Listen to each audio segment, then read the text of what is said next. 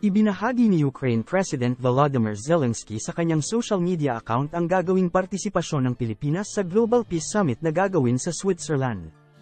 Ang anunsyo ay ginawa ni President Zelensky kasunod ng kanyang bilateral meeting kay Pangulong Ferdinand Marcos Jr. kaninang umaga sa Malacanang. Ayon kay Zelensky, napag-usapan nila ni Pangulong Marcos Jr. ang tungkol sa Global Peace Summit at ang kahalagahan na magkaroon ng kinatawan ang Southeast Asian countries sa naturang Peace Summit.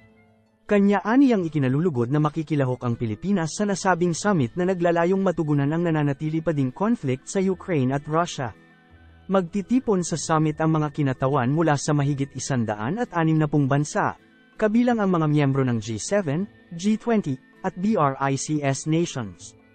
Ito ay ang mga bansang Brazil, Russia, India, China, at South Africa na kung saan ay ipinagpauna na ng Russia na hindi sila lalahok sa naturang event.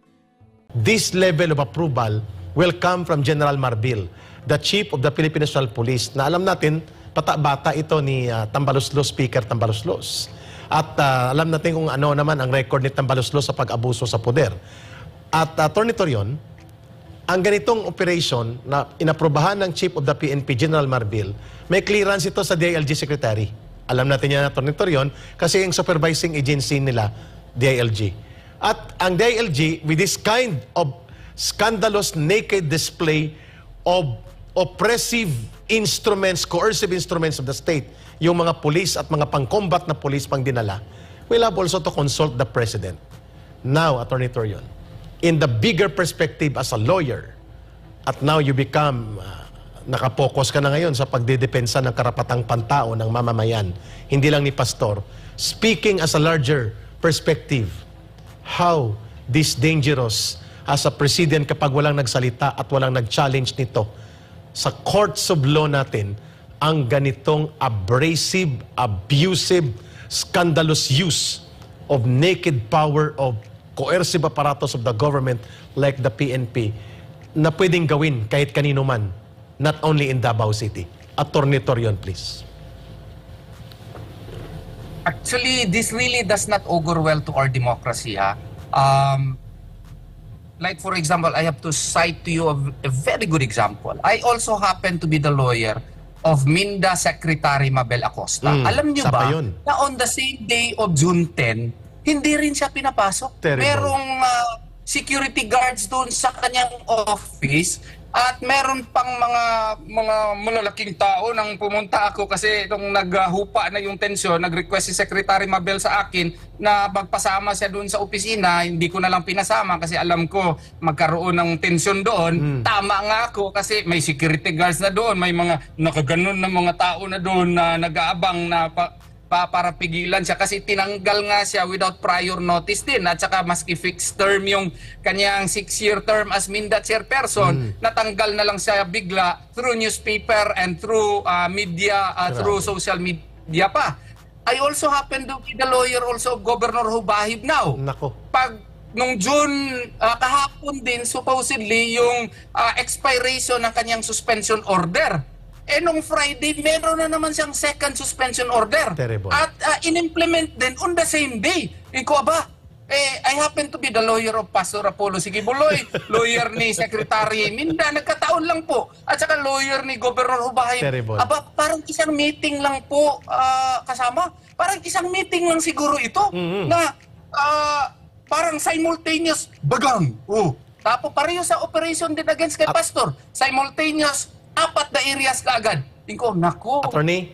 This must have come from one source. Yes. At saka, isang coordination meeting lang siguro ito lahat. Oo. Kasi para siyang orchestra na tang-dang-dang-dang. Coordinated lahat ba? No? What does this say? This say that these orders emanate from one source. And this illegal execution and illegal rendering of certain orders likewise come from one source. And all of these violate due process. And any objective person would tell you really that this does not augur well to our democracy because the right to be heard, the right to correct procedures to be followed before certain edicts or warrants are implemented are not complied with. So, sana yung mga ating mamamayan ay magiting na ngayon na mag-aral at i-assert yung karapatan nila, kasi kung nangyari ito kay Governor Hubahib, kung nangyari ito kay Minda Secretary Acosta, at kung nangyari ito kay Pastor Apollo C. Kibuloy, how much more kay Juan, Pedro, kay Maria, Rebecca, na mga katabi ninyo or kapitbahay ninyo na iapakan yung mga karapatang pantao ninyo in the future. Ayun. So kailangan maging magmamatyag tayo at i-assert natin yung ating karapatang pangtao. Ayun. Malinaw yung sinabi mo, Atty. Torion. Hindi pwedeng payagan natin si Marcos Jr. Sa kanya kasing responsibility nito eh. Although we have received information na ang nag-preside sa ganitong plano, although dinelegate na niya, but the responsibility and accountability rest with the President as he is the elected President of the country. Ang kanya mga alipores, ang isang lumalabas na pangalan dito, ay si Anton Lagdameo, Special Assistant to the President, who has a very deep axe to grind against Governor Hubahib dyan, at Congressman Bebot Alvarez sa area ng Davao del Norte. At gusto ring lumpuin ang mga Duterte. Sinasabi niya yan in many instances. Wala na mga Duterte, tapos ng panahon nila. Kami na ang namumuno ngayon at may hawak sa gobyerno. I'm talking about the Special Assistant to the President, Anton Lagdameo, na sinasabi niya, pag may humingi sa ayuda, may ayuda. Ang hindi humingi, di siyempre wala sa panahon ng baha. Can afford itong si Anton Lagdameo. Not elected ito, ha? Ang the only credential that he has ay barkada ito ni Bongbong Marcos sa maraming pagkakataon ng pagsasama. At ang pangalawa niyang credential, asawa siya ni Don Solweta. Kaya siya na-appoint dyan sa kanyang pwesto. So malinaw, Atty. Torion, that the command responsibility, wag na po na tayong magpaikot-ikot pa. The command responsibility sa mga mamamayan, I will ask Atty. Torion, this is a command responsibility that points to the President kung bakit nagkakaroon ng political turmoil, breakdown of law and order, and unprofessional conduct of law enforcement and abuse of state instruments because the President is not in charge of the leadership of the government, and someone or somebody and many others are taking the cue from him, exercising powers which are not for them, but being tolerated by the President. Ito mga tao at mga alipuris niya. Therefore, pananagutan pa rin niya. How do you look at that in the political perspective? At bilang isang mamamayang Pilipino, how dangerous are we going towards an undeclared full operation of martial law type government under Marcos Jr.? There is a saying, no? Kasi may hearing kasi ako ngayong Thursday, at nire-review ko yung Republic Act 9084, yung procurement law, at na-refresh ako yung Captain of the Ship Doctrine. Yes. No? Captain of the Ship Doctrine.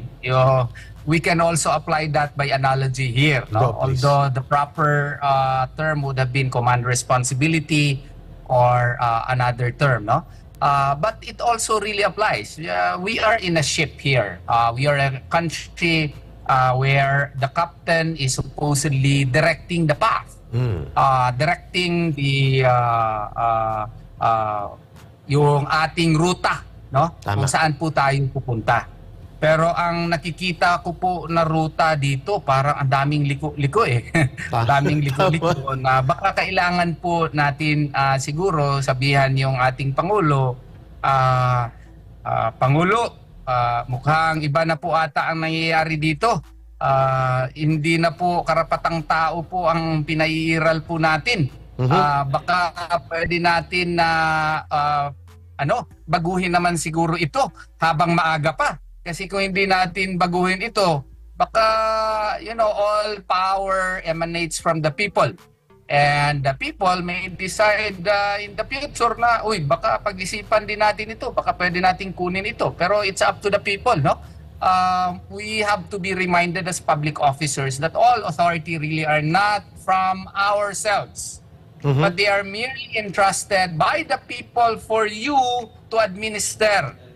So therefore, let us be cognizant of the fact that in the exercise of the power merely lent to us, no, the same should be exercised judiciously and with clear conscience that it is done in order to promote the general welfare. Klaro. So ang nangyayari po dito, hindi na po ata general welfare po. There are indications to believe that all of these may have been done to perpetuate power. Ayun. Attorney Torion, before we let you go, kasi alam namin you have a series of meeting today and you have been into interviews since early this morning. Napanood ko na po yung mga magagandang pagsasalita at mga pahayag mo at nadadagdagan ang kaalaman namin sa Pilipinas nating mahal every time you are with us sa program na ito. Attorney Torion, this is not on you, this is on me. Nakakalungkot po that it took a former president pa na magsalita sa ganitong paglapastangan, pangbabalahura sa batas, at pagbabaliwala sa mga karapatan at fundamental na mga garantiya sa proteksyon ng batas sa ating mga mamamayan at mga sibilyan na nangyari sa Davao City. We have not heard anything from the mayor, Mayor Basti Duterte. Kaibigan natin siya, but he has to be called out because he's the mayor. As mayor of Davao City, he should be leading his people to defend and protect them sa gitna ng abusado at napakadelikadong paglusob ng mga instrumento ng gobyerno na nangyayari sa gitna ng Davao City. Hindi natin narinig ang boses ng mga congressman like Congressman Polong Duterte, Congressman Ungab ng Davao City. Hindi natin narinig, Attorney Torion, ang boses ng pagkukondina, even in media kung walang session, ng mga senador nang galing sa Davao, Senador Bato de la Rosa, Senador Bongo. Hindi natin narinig even ang boses ng Vice Presidente, Vice President Sara Duterte. I am not from Davao. I am from Iloilo City. Ang mga binanggit ko ay mga kaibigan natin. Why would it take for a former president na siyang magsasalita? Samantalang sila ang may mga kapangyarihan ngayon sa gobyerno. Even if you are not from Davao and member of Kingdom of Jesus Christ, you will really feel really insulted kung anong uri ng gobyerno mayroon ang bansang ito na parang wala ng karapatan ng lahat ng mamamayan. And the statement right now is shown. Attorney Torion, again, it's not on you kasi baka tawagan ka. Ano man yun, Attorney Torion? Sabi ni Ka Eric, wala kaming statement. And that is true. Hindi natin narinig ang mayor ng Davao City. Hindi natin narinig ang Vice Presidente na taga Davao City. Hindi rin natin narinig ang mga senador, dalawa dyan, si Bato de la Rosa at si Bongo at mga congressman. Why is everybody seems to be silent? Even the court. Attorney Torion, I cannot accept this. That this is our country right now. Please. I cannot speak for them, no? Pero in fairness to Mayor Baste, siya po yung nagtawag kay Attorney Kay Lorente kahapon, no? In order to diffuse the tension. Kasi ako, 2:30 in the morning na kasi ako nung nakatulog. And then 3:45 sila pumasok. Siyempre, 1 hour pala ako nakatulog, hindi kaagad ako nakasagot dun sa mga tawag. Siguro dumating ako medyo huli-huli na, no? But in fairness to Mayor Baste, siya yung nag-advise sa ating lawyer na as to what to do. And I think he has a statement, baka hindi lang ata nabasa.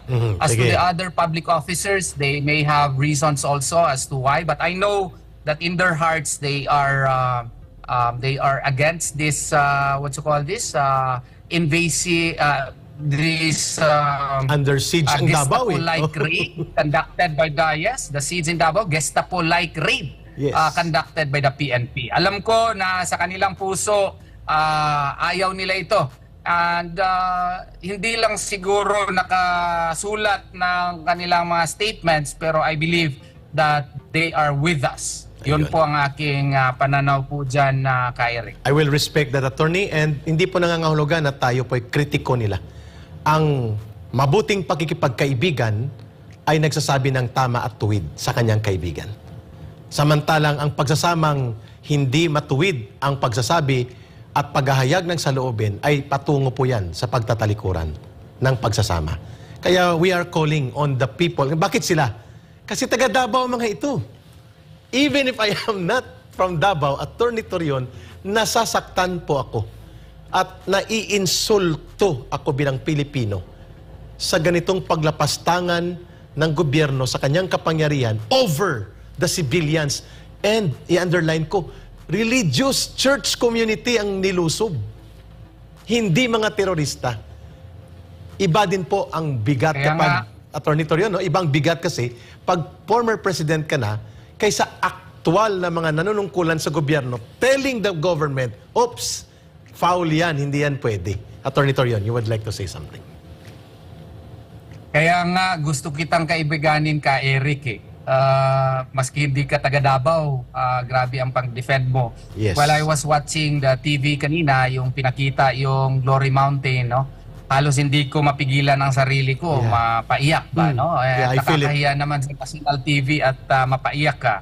Because if you were really there, no, in that situation, Grabe. you could not really help but cry. Even if you are a man, Yes. wala po tayong bahid na ano man. Pero if you are an objective onlooker, you could not help really but be pity yourself perhaps for a while, because those persons were merely defending their rights. No?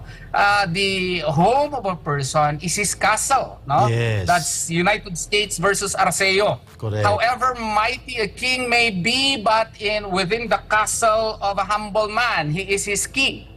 That is what we teach our students, that within his house, within the perimeters of his house, that is considered as his castle, and for all intents and purposes, he is king there. But here we are, the personnel of the Commander-in-Chief of the Republic of the Philippines are violating the very portals of their castles. Correct. As if this is not their castles anymore. No? It is as if these are just makeshift structures which are not entitled to any respect at all. Yes. It pains my heart really that this is happening in our country, and I do hope and pray that our friends in this administration would not be against us Yes. for voicing out what really are in our hearts. No? Tama. Eye-opener po ito. Sana po hindi na po ito mangyari ulit. Doon nga ako natulog ngayon sa compound po ka Eric. No? First time ko po nakatulog doon dahil po sa anxiety ng mga members na walang abogado na nandun. Kasi yung mga abogado natin, yung isa nandun sa Kitbog, nandun sa natutulog na doon sa Glory Mountain. So that parang may guidance po sila kung mangyayari na naman yun. May nagsara yung kamkatitipan kahapon ng hapon. May pinag-uusapan daw, parang very important, na post sa Facebook na may very important personality daw nandun na nag-emergency meeting. Yung mga members naman, nung nakita nung attorney, dito ka na matulog. Grabe. Napaalam pa ako sa aking misis, langga, doon daw ako matulog. Wala na tayong magawa dito. Tayo ang abogado. Doon ako natulog. Maganda pala matulog din sa Kingdom pala, Eric. Ang sarap ng tulog ko, alhamdulillah. Oo. Kaya nga, umuwi muna ako sandali at naligo, kaya naabutan mo ako ngayon. Medyo bago akong paligo. Yes, okay. Kasi kanina, ang background mo, nakikita ko yung mga matataas na mga opisyal ng gobyerno na dumaan sa kay Pastor. Doon sa background mo, nakikita ko yung kanina nang in-interview ka. At alam ko, yun ay lugar na kung saan sila nakikipaghalubilo kina Pastor when Pastor was still a friend of the government. And Pastor, hindi nagkulang ito sa pagtulong sino man sa gobyerno pag lumapit sa kanya, anuman ang political affiliation, when they come to Pastor in Kingdom of Jesus Christ. Alam mo yan, attorney, nakita natin yan, open ang Kingdom of Jesus Christ sa kanila. Nakakalungkot, sanabi mo nga kanina, nasasaktan ako, attorney, kasi mga pariyo tayong tatay, mga ama tayo. Hinahablot yung bata, naiipit, sumisigaw ang nanay. Ang bata, ang anak ko, ang bata ko maipit. Sumisigaw siya, hinahablot siya, at yung mga tatlong lalaki na hinahablot ng pulis at inaaresto dahil lang may mga itak sila, they are gardening there because garden yung yung mountain, yung prayer mountain tsaka yung Glory Mountain. You have to use itak there. Ngayon, nung bata na inahablot ang kanyang nanay, kinukuha siya at ang mga pulis ay nagbabrandish ng high-powered rifles. I cannot imagine na hindi natin ito kukundinahin. We have nothing against doon sa mga binanggit ko mga public officials. But for them coming from Davao City, they should be the first to stand and condemn what is immoral and evil that even people from other places of the country, Attorney, sinabi mo nga, nakakaramdam ng puot at dalamhati, sila pa na mga nanggaling sa Davao City. Of course, we cannot speak in their behalf or prejudge whatever are the reasons bakit tahimik. Attorney, parang kahin na kita. How seriously are we losing grip of democracy even without martial law right now? Walang gustong kumundina sa ganitong paglabag at paglapastangan sa mga bata, sibilyan, babae, at paggamit ng puwersa ng Estado, regardless kung Kingdom of Jesus Christ ito or connected kay Pastor Kibuloy. Why is that so, Attorney Torion? Hindi ko yan ma-reconcile ngayon sa psyche ko, Attorney Torion. Actually, sa tingin ko, formal declaration na lang ata ang kailangan. No? What needs to be done is only a formal declaration, but for all intents and purposes, there are really grounds to believe that martial law is with us. Yes. Simply because of the fact that the rule of law has not been followed. Here, as you can see, the rules of engagement in the service of arrest warrants are very clear. The PNP knows that meron yan po silang manual. Nakasaad po doon na kung may arrest warrant ka, magpaalam ka muna. At saka hanapin mo kung sino talaga ang may-ari. Hindi ka lang magpaalam doon sa bata. Siguraduhin mo na may-ari talaga ang pinapaalaman mo. Kasi hindi mo alam, ang bahay kasi sakrosanct yan, sacred place yan, castle niya yan. Tapos kung ayaw talaga, nandyan na ang may-ari, ayaw niya kayong papasukin yan, you may be able to use reasonable force. Hindi naman yung brute force and hindi na proportionate force. There is a doctrine of proportionality. You can find that in international humanitarian law. You can find that also in domestic law. The force that has to be exerted has to be directly proportional to the resistance, no? Yung tingnan mo yan, no? Ang daming mga army, ang haba pa ng mga baril na dala. So, as to rule on proportionality, may violation na naman, no? Mag-pray lang sana yung mga taga-SAF dyan na hindi mag-decide yung mga kingdom authorities na hindi na mag-file ng kaso. Pero nagkukuha na po ng mga blatters, ng mga medical certificates po. Ang kulang na lang po ay yung go signal po, no? Kasi ang kailangan naman namin ng authority bago kami na mag-file ng kaso. Pero really, all the elements of martial law, the actualities as to what are happening in the ground may be present already. Yun. The only thing lacking is the formal declaration. I agree. Yun po ang pagnaw. I submit to that because actions will always speak of the intent of those who want to implement something, even if you're not saying about that. Action speaks louder than the words. Tama ka doon, Attorney. Nararamdaman, nasasaksihan at nararanasan ng mamamayan ang otoritarianismo, diktadura at mga panlulupig na similar or even higit pa sa martial law declaration kasi ito nagkukunwaring may batas na ipinapatupad, may court order pero actually violative of the court order ang ginagawa at violative of the spirit of the law. Attorney, final question ito namin sa iyo. At alam namin we have taken so much of your time. Nagkakaroon ngayon ng briefing ang PNP and they're trying to influence the media, yung mainstream media, yung corporate media, na ang nag-trigger ng lahat ng ito na nakikita sa social media ay ang taga-Kingdom of Jesus Christ dahil they obstructed justice, they intervened in the law enforcement procedure, and they obstructed the process ng pagsisilbi ng isang marapat na court order. Although ito ay isang kalokohan kasi hindi nga yun search warrant. Warrant of arrest na return na dapat yon at naghingi dapat sila ng panibagong court order about that. How do you react na ang blame ngayon ay ang Kingdom of Jesus Christ at mga tauhan nito at dahil sila ang dahilan, kaya dapat sila ang sasampahan ng kaso at mananagot sa kaguluhang naganap? Attorney. Siguro seminar.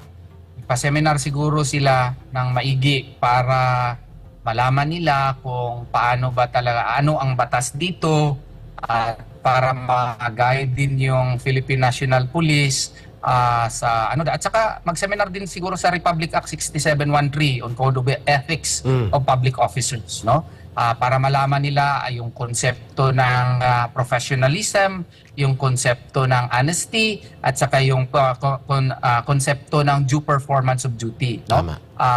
And I think this is what is really neat. At saka alam naman natin na yung Philippine National Police, they don't want to earn the ire of those who are in the levers of power. We understand that. But professionalism would likewise require that they should also voice out their opinions if certain matters are really illegal already, no? And beyond the shades of legality already. So sana si General Marbil nag-ano pa tayo, nagbigay pa tayo ng cloud of doubt doon sa cancellation ng LTOPF kasi hindi nga siya lawyer, no? Kinansila, wala namang court order. Tama. Dito nag-serve ng simultaneous warrants of arrest without prior consent, in-entry yung mga property, violation of proportionality rule, at saka walang compliance with the requirements under Rule 113 Section 11. Siguro kailangan na siguro tayo din na we also have the right to voice out our opinion on the matter. Baka sir, kailangan siguro dito tibayin natin ang ating loob na kung ano talaga ang illegal, dapat isabi mo rin po sa iyong boss na, sir, baka masisira tayo nito. Tama. Baka matatanggal ako nito. Pwede bang ganituhin na? Mag-suggest ka rin. Huwag naman puro, yes sir, yes sir, yes sir. Baka pwede ibahin mo rin yung taktika niyo, boss. Sabihin mo, boss, baka you also present alternatives. Sir, there are 3 alternatives in order to implement what you wish. First alternative, ito po yung strength, ito po yung weakness. Tama. Present ka ng SWOT analysis. Strength, weakness, yung O at saka threat. Present mo, ito po yung tatlo. All of these would be able to attain your objectives, sir. And the third option may lessen our chances to be filed cases. So, pwede kaya, sir, na i-consider natin itong third option? Yung mga ganun, sir, ba? Para naman walang kaguluhan dito sa ating republika. Kasi kung pipilitin nyo itong ganito, may tipping point. Yes. There is that book, no? Book yan na, what you call this? Tipping point. No? You may be very popular now, but if you continue the abuses that you are doing, somehow and somewhere, there might be a tipping point. And your popularity will no longer rise. It will only go down. I don't want to see that, even if I am not aligned with the present administration. I still do not wish that for the present administration. No? Because we live in the same ship. No? We inhabit the same ship. The captain of the ship doctrine nga. We do not wish ill to the captain of the ship. But if this continues, no, the tipping point might be reached and it might not augur well for the future of our country. Ayun, Yun lang klaro. po. Attorney Torion, last na talaga ito. Please, within few minutes mo na lang. Attorney Torion, pwede po bang mag-request ang sambayan ng Pilipino sa inyo? Not just because for Kingdom of Jesus Christ at ng kay Pastor Kibuloy. Ikaw po, Attorney Torion, Attorney Mark Tolentino, Attorney Rolex Soplico, Attorney Harry Roque, Attorney Sal Panelo, Attorney Mijal Dea, kung sino pa. Let's try po to volunteer your knowledge kung ito ba'y justiciable issue for the Supreme Court to check on the proper reminder and reiteration of the rules of procedures on serving a warrant of arrest, including po ang pagbabawal na gamitin ang mga Freedom Park at nilalagyan ng mga kung ano-ano mga bulldozer at traktora on the premise